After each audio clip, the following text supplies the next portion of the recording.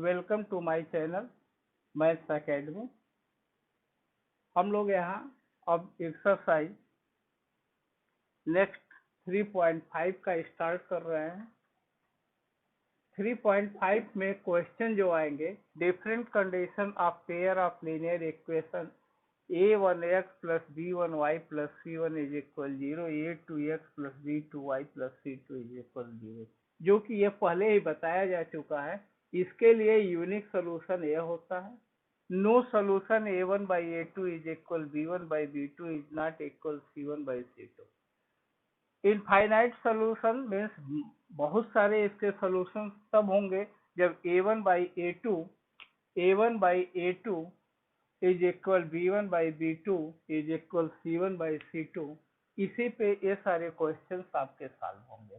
अब यहाँ पर दिया गया है क्वेश्चन नंबर फर्स्ट में, देखिए, for which value a and b does the following pair of linear equation have an infinite number of solution। infinite number of solution means a1 by a2 is equal b1 by b2 is equal c1 by c2। तो यहाँ पर देखेंगे यह आपके दो equation हो गए, जो a1x plus b1y plus c1 is equal 0 एक हो गया, और दूसरा क्या हो गया, a2x plus b2y plus c2 is equal 0। अब इस इक्वेशन को पहले हम कंपेयर कर लेंगे। तो कंपेयर यदि करते हैं तो a1 इज इक्वल 2 हो गया, b1 इज इक्वल 3 हो गया, और c1 इज इक्वल -7 हो गया। क्लियर?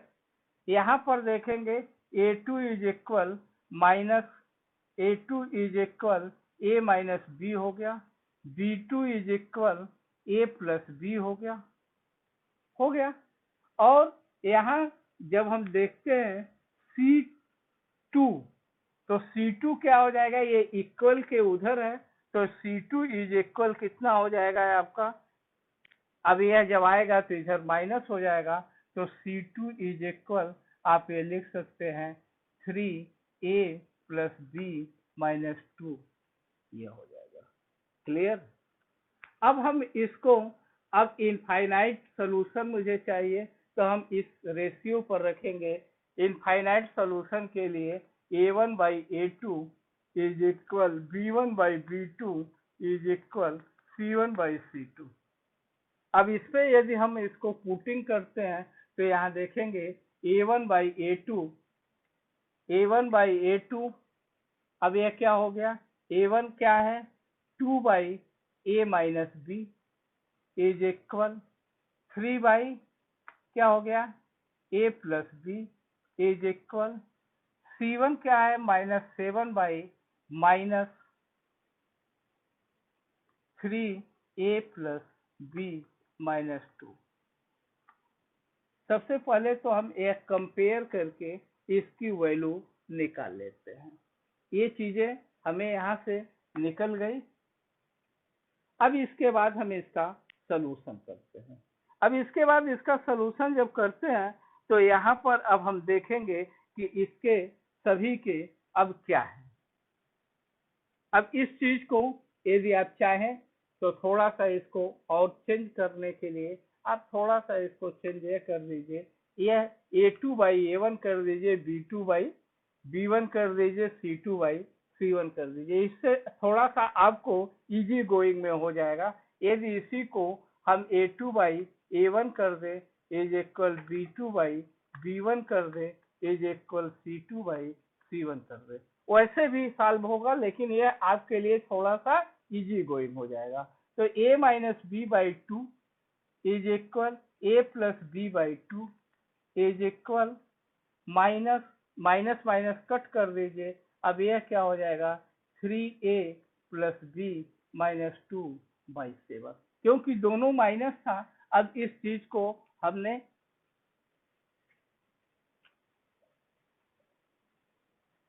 कर दिया।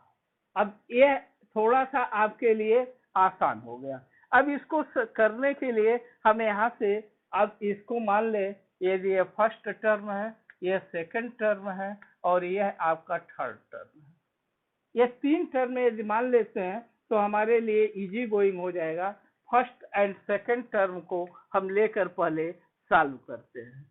तो फर्स्ट और सेकंड टर्म को यदि हम लेकर सॉल्व करते हैं तो a minus B by two is equal, यहाँ लिख दीजिएगा फर्स्ट एंड सेकंड टर्म, ये दो को हम पहले लिए हैं। On taking first and second term तो is equal a plus B by 3।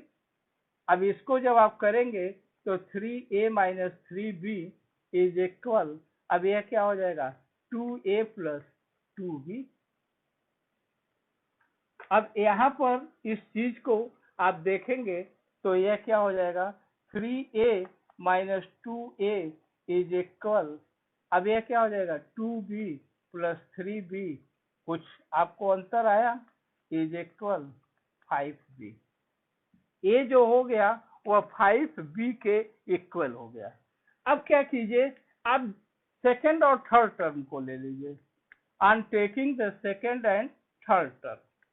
अब इसको इसी तरह से आप जब ले लेंगे तो यह आपका क्या हो जाएगा a plus B by 3 is equal 3a plus B minus 2 by 7, ये हो गया। अब इसको ठीक उसी तरह से क्रॉस मल्टीप्लिकेशन, तो 7a plus 7b is equal 9a plus 3b minus 6। अब यहाँ ट्रांसपोजिंग फिर करेंगे तो यह क्या हो जाएगा minus 7a minus 9a is equal 3b minus 6 minus 7b। आपको कुछ अंतर मिला, यहाँ क्या हो गया minus 2a is equal minus 4b minus 6। अब इस चीज को थोड़ा सा और रख लीजिए, माइनस को कॉमन कर लीजिए, ये 2a आप कर लीजिए, तो यहाँ माइनस को कॉमन कर लिए 4b प्लस 6 हो गया। और भी इसमें 2 को यदि कॉमन कर लेते हैं तो और निकल जाएगा, माइनस माइनस काट दिए, 2a इज इक्वल 2 कॉमन कर लिए 2b प्लस 3 हो गया। अब ये 2 भी कट गया, अब a इज इक्वल यहाँ क्या आ गया 2b प्लस 3। अब यह आप पा गए, इस चीज को यदि आप चले तो यहाँ आप क्या पा गए 2a। अब ये चीजें आपकी आ गई। अब इस चीज को आप जब करेंगे तो अब यहाँ a और a ये दोनों हो गया, तो अब यह क्या हो जाएगा 5b is equal 2b plus 3 हो जाएगा। देखिए अब इस इक्वेशन को एक ले लीजिए, एक इक्वेशन ये ले लीजिए फ्रॉम फर्स्ट एंड सेकंड। तो अब इस चीज से देखेंगे कि 5b is equal 2b plus 3। अब इसको ट्रांसपोजिंग यदि कर दिए तो आपका क्या हो गया 3b डायरेक्ट कर दिए इज इक्वल कितना हो गया 3 हो गया। अब यह क्या हो गया इम्प्लाइज दैट b की वैल्यू कितनी हो गई 1, आसानी से निकल गया। b की वैल्यू आपकी कितनी हो गई 1 हो गई। अब इसको आप कहीं पर सब्स्टिट्यूट कर दीजिए, यदि b की वैल्यू कहीं पर भी आप सब्स्टिट्यूट कर देंगे तो वह आपका a की वैल्यू निकल जाएगी और c की वैल्यू निकल जाएगी। अब इस चीज को आप सब्स्टिट्यूट इक्वेशन फर्स्ट में आप कर दीजिए, क्योंकि हमारे लिए यह आसान है। b is equal 1 putting value in equation first में हम इस चीज को रख दिए।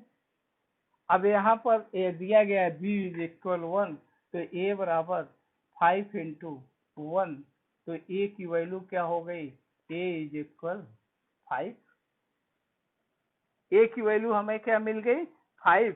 तो अब यहाँ क्या हो जाएगा, अब ए और बी की वैल्यू हमारी मिल गई, एक की होगी 5 और एक की होगी 1। या आप बहुत आगे लिखना चाहते हैं तो यहाँ लिख लीजिएगा, hence required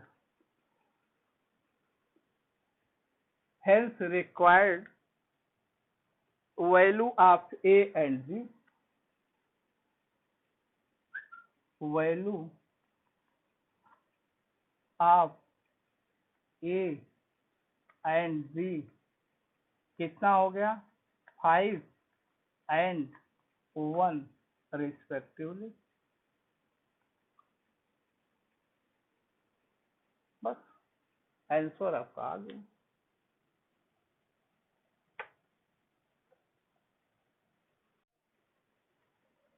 इसको इक्वेशन फर्स्ट मान लीजिए, इसको इक्वेशन सेकंड मान लीजिए, दिया गया है।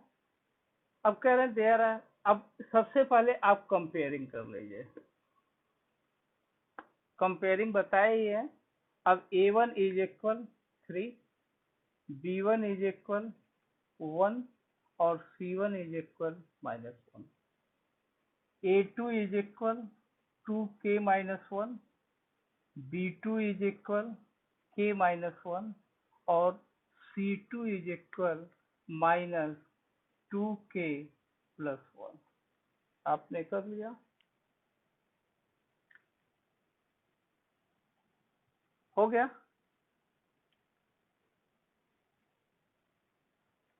अब हमें किस पे निकालना है, नो सोल्यूशन।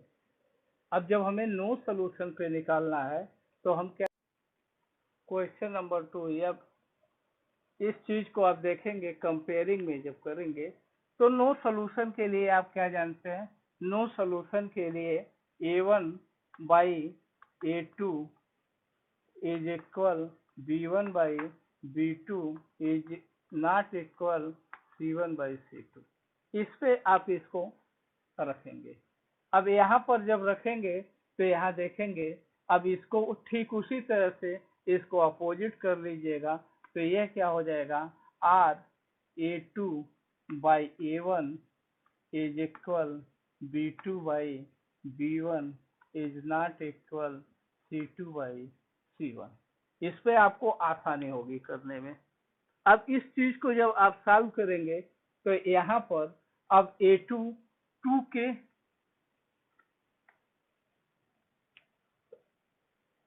यह क्या हो जाएगा,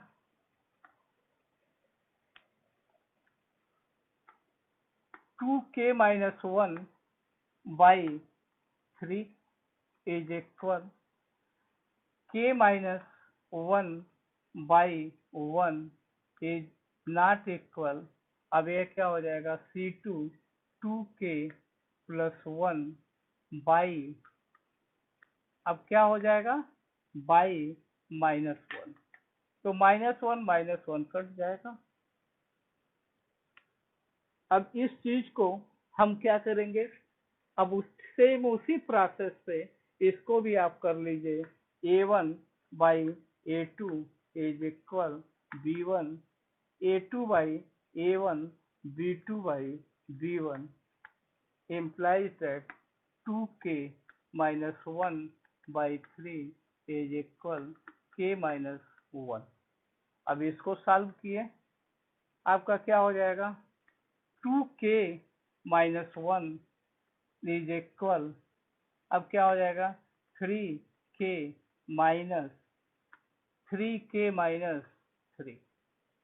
हो गया। अब इस चीज को जब आप सॉल्व करेंगे तो आप देखिए क्या हो जाता है, इस चीज को आप किए तो 2k-3k इज इक्वल -3+1 हो गया। अब इसकी वैल्यू जब आप पुट करेंगे तो यह क्या हो जाएगा, -k इज इक्वल -2, तो k is equal 2।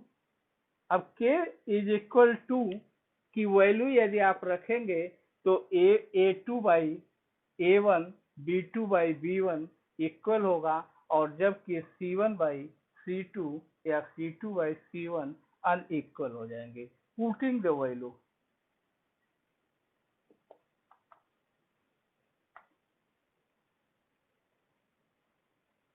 Value k is equal to, putting the value k is equal to, अब इसकी वैल्यू आप यहाँ रख दीजिए।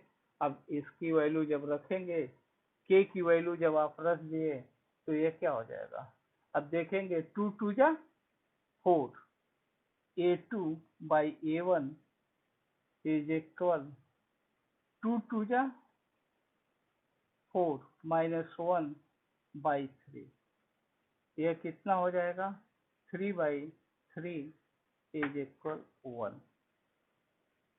अब क्या B2/B1, B2/B1 जब आप रखें तो B2/B1 आपका क्या है k 2 - 1/1, तो इसको सॉल्व किए 1/1 इज इक्वल कितना हो गया 1 हो गया। अब C1/C2 पे जब रखें, C2/C1 पे जब आपने रख दिया तो यहाँ पर आप देखेंगे C1/C2 पे जब आप इसको रख देंगे तो यह क्या हो जाएगा 2 × 2 + 1/1 हो गया। तो यह क्या हो जाएगा, इसका 5 हो जाएगा। तो यह हो गया A1/A2 is equal B1/B2 is not equal C1/C2 हो गया ना, क्योंकि k/2 इस चीज को नो प्रॉब्लम नो सॉल्यूशन के लिए k/2